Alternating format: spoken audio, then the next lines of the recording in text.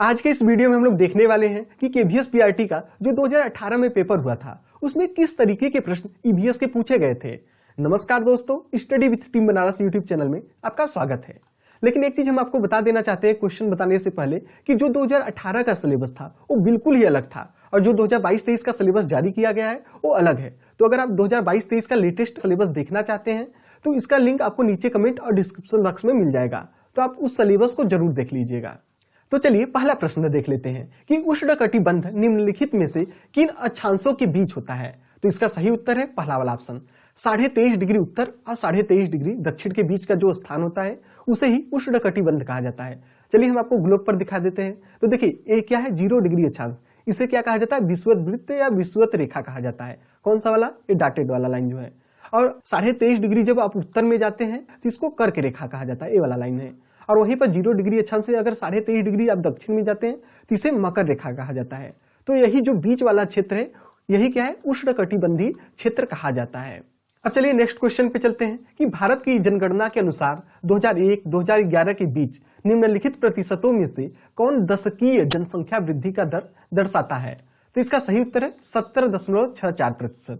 अब चलिए next question पे चलते हैं कि 2011 जनगणना के अनुसार निम्नलिखित अंकों में से भारत के जनसंख्या घनत्व को कौन दर्शाता है। तो इसका सही उत्तर है 382 व्यक्ति प्रति वर्ग किलोमीटर। जनसंख्या घनत्व क्या होता है, तो देखिए हम आपके सामने एक वर्ग बना दे रहे हैं और वर्ग का अगर हम पूछे लंबाई कितना है तो चारों तरफ हम 1 किलोमीटर ले रहे हैं। ठीक है, 1 किलोमीटर हो गया, 1 किलोमीटर यहाँ पर भी हो गया। तो इसका क्षेत्रफल कितना हो जाएगा, 1 वर्ग किलोमीटर। तो इसी क्षेत्र में अब कितने लोग निवास करते हैं उसे ही जनसंख्या घनत्व कहा जाता है। क्वेश्चन पूछा था कि 2011 की जनगणना के अनुसार, तो इसका सही उत्तर हो जाएगा 382 व्यक्ति प्रति वर्ग किलोमीटर।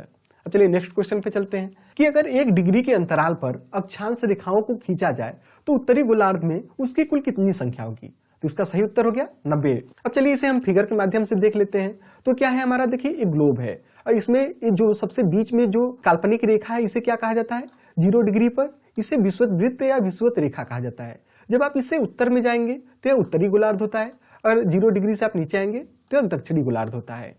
और टोटल संख्या अगर बात किया जाए तो देखिए अगर पूछे सिर्फ कि कितनी अक्षांश रेखाएं हो सकती है तो अनंत हो सकती है, लेकिन जब पूछे 1 डिग्री के अंतराल पर तो टोटल कितना होगा, 90 होगा। इसी तरीके से दक्षिणी गोलार्ध में भी 1 डिग्री के अंतराल पर 90 रेखाएं होंगी। अब पूछ दे टोटल कितना होगा, तो देखिए 90 तो ऊपर हो गया उत्तरी गोलार्ध पर, 90 कितना हो गया दक्षिणी गोलार्ध पर, और एक कौन सा है, तो एक विषुवत वृत्त वाला रेखा हो गया। तो टोटल कितना हो गया 181।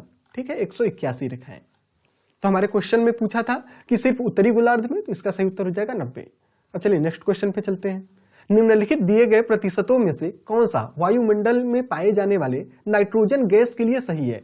तो इसका सही उत्तर है वायुमंडल में 78% नाइट्रोजन पाया जाता है। वहीं पर अगर बात किया जाए तो 21% क्या होता है, ऑक्सीजन पाया जाता है। अब चलिए नेक्स्ट प्रश्न पर चलते हैं कि भारत की जनगणना 2011 के अनुसार भारत की नगरीय जनसंख्या के लिए निम्नलिखित प्रतिशतों में से कौन सा सही है। तो इसका सही उत्तर है ऑप्शन नंबर डी, 31.16%। अब चलिए नेक्स्ट प्रश्न पर चलते हैं कि समुदाय की भूमि को क्या कहा जाता है। तो समुदाय मतलब देखिए एक कम्युनिटी की भूमि पूछ रहा है, तो इसका सही उत्तर हो जाएगा सार्वजनिक संपत्ति संसाधन। निजी मतलब किसी एक व्यक्ति का हो गया प्राइवेट, सरकारी मतलब गवर्नमेंट का हो गया, और गैर सरकारी मतलब एनजीओ नॉन गवर्नमेंटल ऑर्गेनाइजेशन। तो इसका सही उत्तर हो जाएगा पहला वाला ऑप्शन। अब चलिए नेक्स्ट प्रश्न पर चलते हैं कि निम्नलिखित में से कौन सा कथन सही है। तो राजतंत्र में राजा के पास शासन करने के लिए पूर्ण शक्ति होती है। तो सही बात है कि जैसे राजतंत्र है तो उसमें राजा के पास ही तो शक्ति होती है। वहीं पर अगर लोकतंत्र पूछ दे मतलब डेमोक्रेसी, तो डेमोक्रेसी में क्या होता है, जनता के पास शक्ति होती है। तो यहाँ देखिए तीसरे वाले में क्या दिया था, लोकतंत्र में राजा के पास शासन करने के लिए शक्ति होती है, तो ये तो गलत हो गया। और लोकतंत्र में प्रतिनिधि के चुनाव की प्रक्रिया में प्रजा भाग नहीं लेती, तो ऐसा भी नहीं है कि हम ही लोग, तो प्रजा जो है वही तो भाग लेते हैं जिससे कि इलेक्शन होता है जिसमें।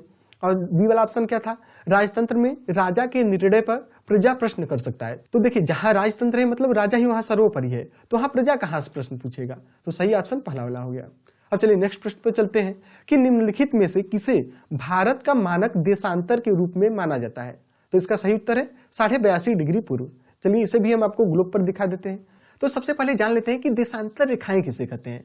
तो उत्तरी ध्रुव और दक्षिणी ध्रुव को मिलाने वाली जो काल्पनिक रेखाएं होती हैं उसे हम लोग देशांतर रेखाएं कहते हैं। ये काल्पनिक रेखाएं होती है, ग्लोब मतलब पृथ्वी पर कहीं भी आपको ये रेखाएं वास्तविकता में नहीं दिखेंगी। अब देखिए आपको भारत कहाँ दिख रहा है, तो हमारा प्यारा भारत देख रहे हैं, ये वाला क्षेत्र है। यहाँ पर श्रीलंका दिख रहा है, यहाँ भारत का गुजरात वाला क्षेत्र दिख रहा है। तो क्वेश्चन में क्या पूछा था कि भारत का मानक देशांतर रेखा किसे कहते हैं। देख रहे हैं जो 82.5 डिग्री जो पूर्व में होता है, ये जो खींचा हुआ देख रहे हैं लाइन 82.5 डिग्री पे है, इसे ही भारत का मानक देशांतर माना गया है।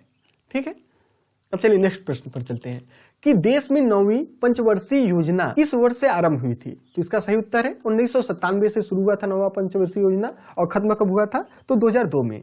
और अब देखिए पंचवर्षीय योजना नहीं चलता है, तो देखिए जब 2014 में मोदी गवर्नमेंट चुनकर आई तो उन्होंने पंचवर्षीय योजना थी उसका नाम बदल करके नीति आयोग कर दिया है। अब चलिए नेक्स्ट प्रश्न पर चलते हैं कि भारतीय संविधान के पिता किसे कहा जाता है। तो हम सब बचपन से पढ़ते आ रहे हैं, सही उत्तर हो गया भीमराव अंबेडकर। अब चलिए नेक्स्ट प्रश्न पे चलते हैं कि सीढ़ीदार खेती निम्नलिखित में से किन क्षेत्रों में की जाती है। तो इसका सही उत्तर है पहाड़ी ढलानों वाले क्षेत्रों पर। अब चलिए नेक्स्ट प्रश्न पे चलते हैं कि पृथ्वी तथा इसके वायुमंडल में जल का स्थानांतरण किस निम्नलिखित तत्वों के समूह को सम्मिलित करता है। पूछ रहा है कि जल का स्थानांतरण मतलब जल का ट्रांसफर किन किन फार्मों में होता है। तो इसका सही उत्तर है सी वाला ऑप्शन। देखिए सबसे पहले नदी या तालाब में कहीं पर भी जल होता है तो उसका वाष्पीकरण होता है, और वाष्पीकरण के बाद जब उसका संघनन होता है तो संघनन के द्वारा ही क्या होता है, फिर से बारिश होता है, और बारिश के बाद जल प्रवाह होता है या जलवाह होता है। ठीक है, तो सी वाला ऑप्शन सही हो गया। अब चलिए नेक्स्ट प्रश्न पे चलते हैं कि जब 20 डिग्री पूर्वी देशांतर पर स्थानीय समय सुबह का 10 बजे है तो 80 डिग्री पूर्वी देशांतर पर स्थानीय समय क्या होगा। तो इसके लिए चलिए थोड़ा सा हम आपको बता देते हैं कि देखिए जब 1 डिग्री का चेंज होता है तो 4 मिनट का डिफरेंस बताता है। देखिए ये हमारा एक ग्लोब है, यहाँ पर क्या है 0 डिग्री है, यहाँ पर 20 डिग्री हो गया, और यहाँ मान लेते हैं 80 डिग्री है। तो इनके जब यहाँ से आगे बढ़ रहा है तो कितना का चेंज है, तो 60 डिग्री का चेंज है। और हमने देखा ही था कि 1 डिग्री पर कितना डिफरेंस आता है 4 मिनट का। तो अगर 60 डिग्री का चेंज है तो अगर 60 में इसका मतलब 4 से गुणा हो जाएगा, तो टोटल कितना चेंज आएगा 6 चौके 24, 240 मिनट का चेंज आएगा। 240 मिनट कितना घंटा हो गया, मतलब जब इसमें 60 से अगर हम लोग भाग दे देते हैं तो 4 घंटे का डिफरेंस आ गया, 6 चौके 24। अब देखिए अगर जब 20 डिग्री पे कितना था 10 बज रहा था, तो इसमें अब 4 जोड़ देंगे हम लोग तो 11, 12, 1 और 2 मतलब दोपहर का 2 बज जाएगा, यानी 2 PM हो गया। अब चलिए नेक्स्ट प्रश्न पर चलते हैं। निम्नलिखित प्रक्रमों में से हर्स्ट और ग्रेबेन किसके द्वारा बनाए जाते हैं। तो इसका सही उत्तर है भ्रंसन। देखिए सिंपल सा अगर आपको इसको समझना हो तो देखिए जब 2 प्लेट आपस में टकराते हैं तो क्या होता है, तो उसमें वो प्लेट क्या होते हैं ऊपर उठते हैं, तो इसी से हर्स्ट और ग्रेबेन का निर्माण होता है, और इस प्रक्रिया को क्या कहते हैं, तो भ्रंसन कहा जाता है। अब चलिए नेक्स्ट प्रश्न पर चलते हैं। सार्वजनिक स्वास्थ्य सेवा तंत्र निम्नलिखित में से कौन सी एजेंसी चलाती है। अब देखिए सार्वजनिक का बात कर रहा है तो सीधी सी बात होगी सार्वजनिक एजेंसी होगा। ठीक है, अब नेक्स्ट प्रश्न पर चलते हैं कि ग्राम सभा सचिव का चुनाव किसके द्वारा किया जाता है। तो इसका सही उत्तर है सरकार के द्वारा। अब चलिए नेक्स्ट प्रश्न पर चलते हैं कि 2011 की जनगणना के अनुसार निम्नलिखित लिंग अनुपातों में से भारत के लिए कौन सही है। तो इसका सही उत्तर है 940 स्त्रियां प्रति 1000 पुरुष पर। तो सेक्स रेशियो क्या होता है कि प्रति 1000 व्यक्तियों पर कितनी महिलाएं हैं या कितनी स्त्रियां हैं। तो इसका सही उत्तर हो गया सी वाला ऑप्शन। अब चलिए नेक्स्ट प्रश्न पर चलते हैं कि दिल्ली और कन्याकुमारी के बीच नई रेलगाड़ी आरंभ करने के लिए निम्नलिखित सरकारी संस्थानों से किसके पास अधिकार है।